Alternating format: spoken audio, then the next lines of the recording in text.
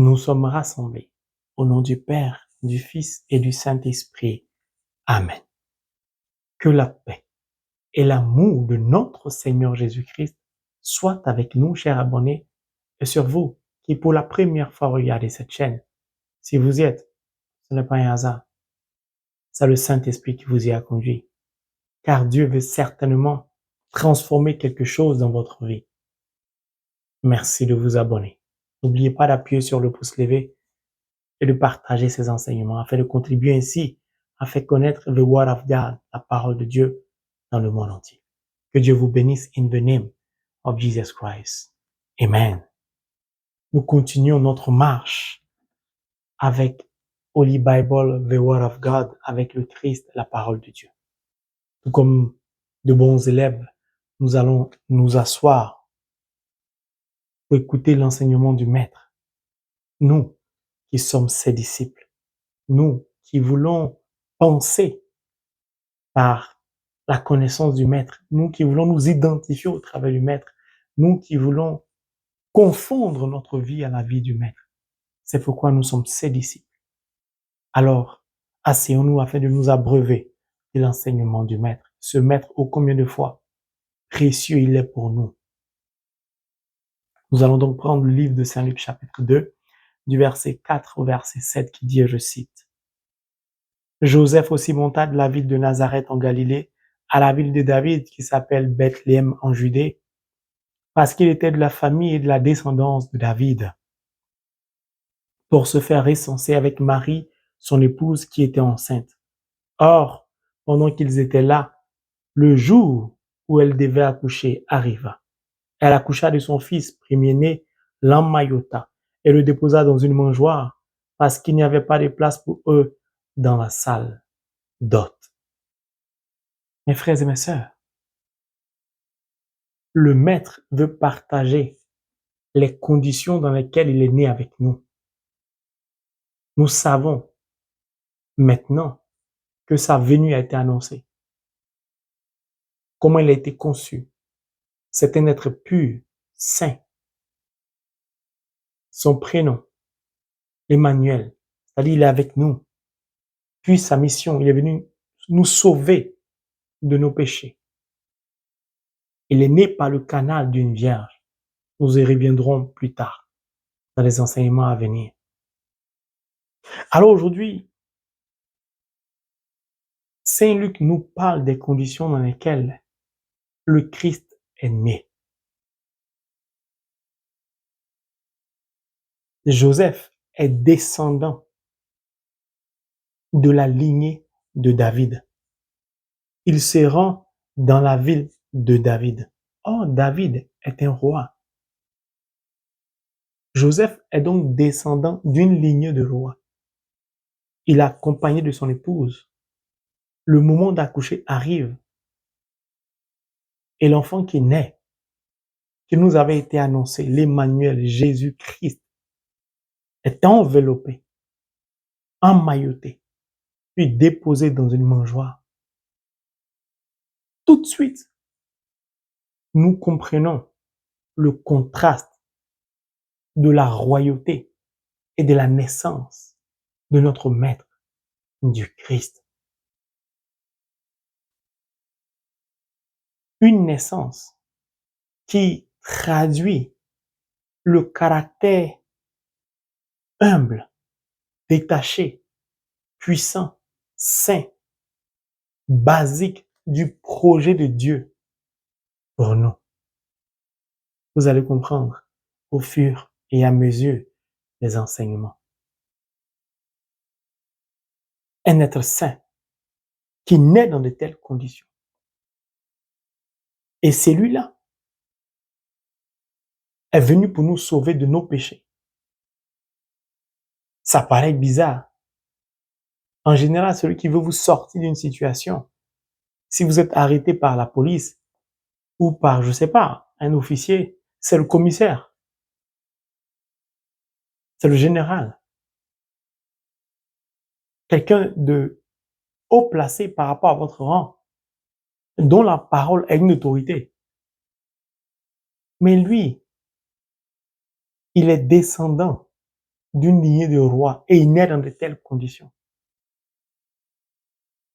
Mon frère, ma sœur, regarde, laisse-moi te dire quelque chose. Quand tu vois l'ombre de quelqu'un,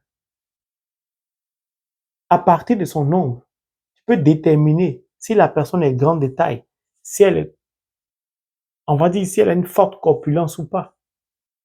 À partir de l'ombre, les conditions de la naissance du Christ nous indiquent déjà la grandeur de la gloire qui va être manifestée de Dieu. C'est pourquoi, laisse-moi te dire, si ta vie semble mélangée, si ta vie semble ne pas être une vie joyeuse, si ta vie est confrontée à de nombreuses difficultés, la misère, la stérilité, le célibat, le chômage, la maladie, ne t'inquiète pas.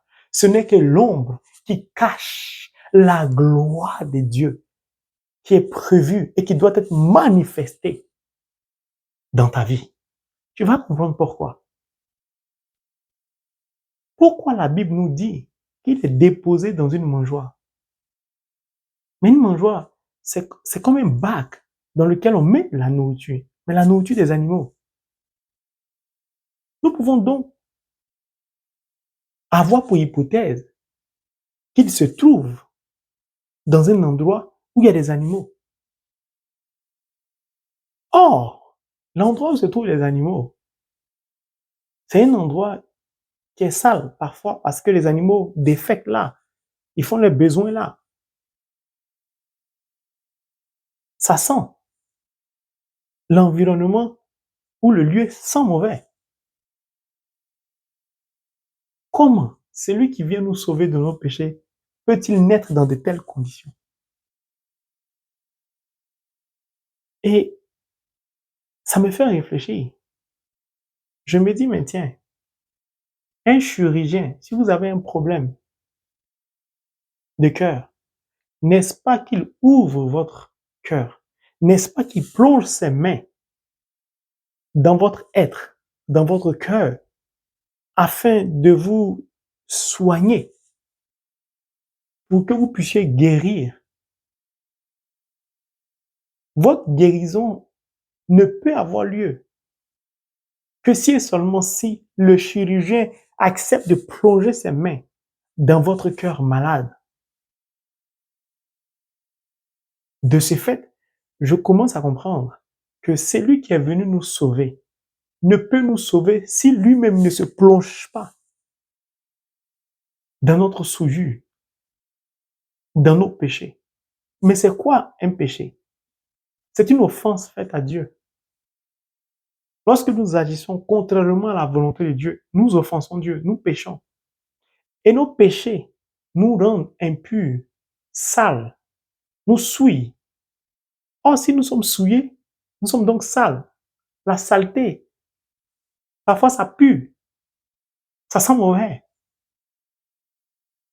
Le Christ naît donc au contact déjà de nos péchés. Les conditions de sa naissance confirment donc l'annonce de sa venue, le sens de sa vie, la mission pour laquelle il est venu sur cette terre, l'objectif à atteindre. C'est magnifique. C'est magnifique. Qui d'entre nous peut accepter d'accompagner son épouse pour qu'elle accouche dans de telles conditions, au cœur des animaux, où l'environnement sent? Puis il est déposé où? Dans une mangeoire. Le lieu où il est déposé, où il est posé si vous le voulez, indique aussi ce qui nous a été annoncé, c'est-à-dire comment il va nous sauver. Parce que la mangeoire, c'est un bac. On dépose la nourriture des animaux. Les animaux viennent manger. Ils mangent. En broutant l'herbe ou en mangeant la nourriture qu'on dépose dans le bac, parfois, supposons que c'est une herbe ou des herbes, Il y a un animal qui va prendre une partie, l'autre va prendre une partie, ils vont se battre là-dessus, ils vont tirer, l'autre va tirer, ainsi de suite. Ça annonce déjà que celui qui est déposé dans la mangeoire sera déchiré.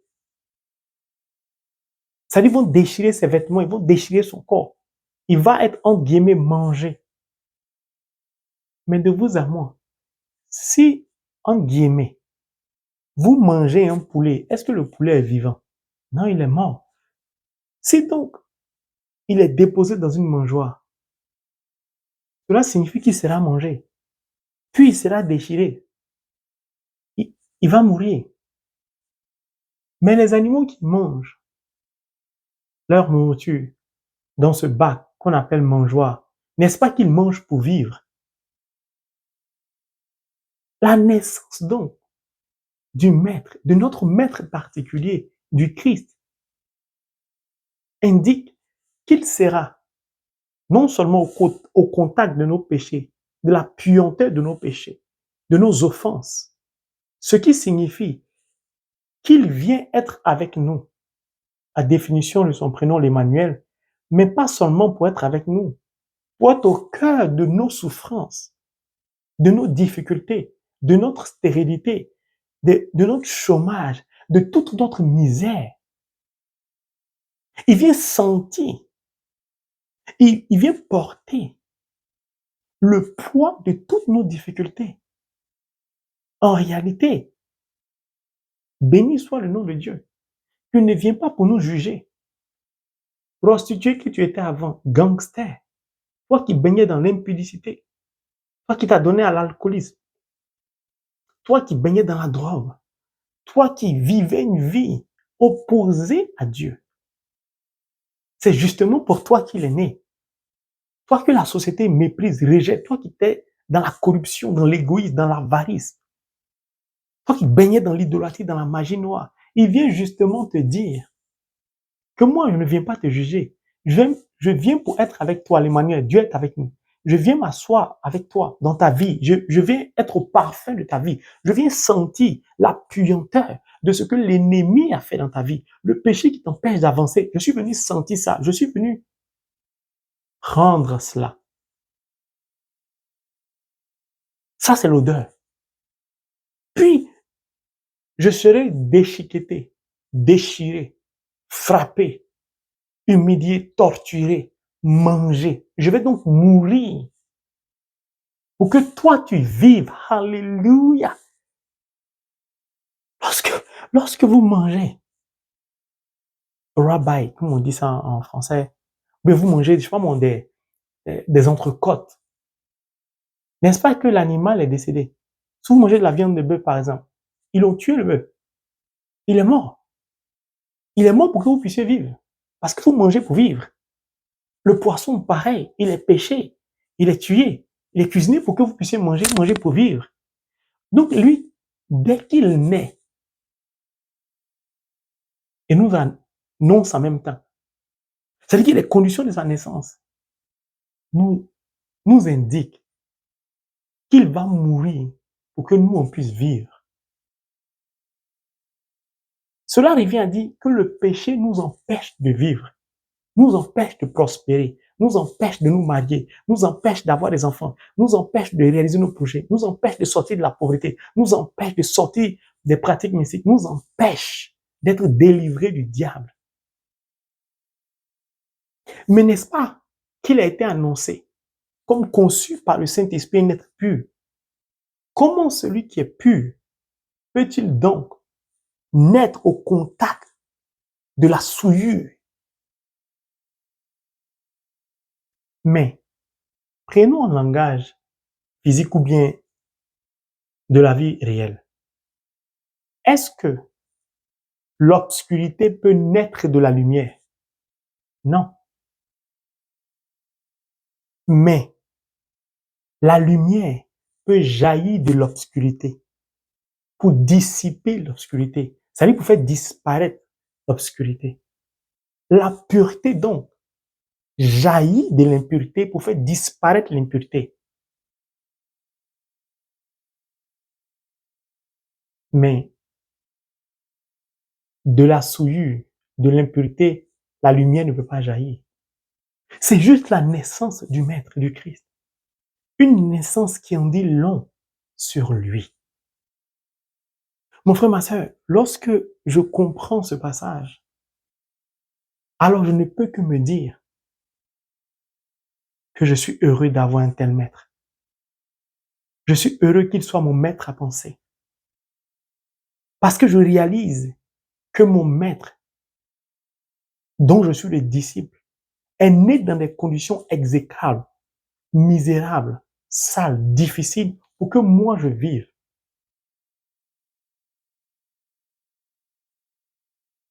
Si donc maintenant que je vis grâce à lui, comment je peux me permettre de continuer à pécher? Comment je peux me permettre de continuer à l'humilier par mes péchés? Lui qui était un être pur, quand je pêche donc, j'efface son prénom, je le fais disparaître parce qu'il est venu pour être avec nous. Et c'est un être pur. Quand je pêche, je me sépare de lui. Ce n'est pas lui qui se sépare de moi. C'est moi qui me sépare de lui parce que lui ne peut se dédier. Il est venu pour être avec moi, pour être avec toi, pour être avec nous. Il peut jamais nous quitter. C'est nous qui le quittons. Chaque fois que je pêche, je le replonge dans la saleté. Je le replonge dans la souillure.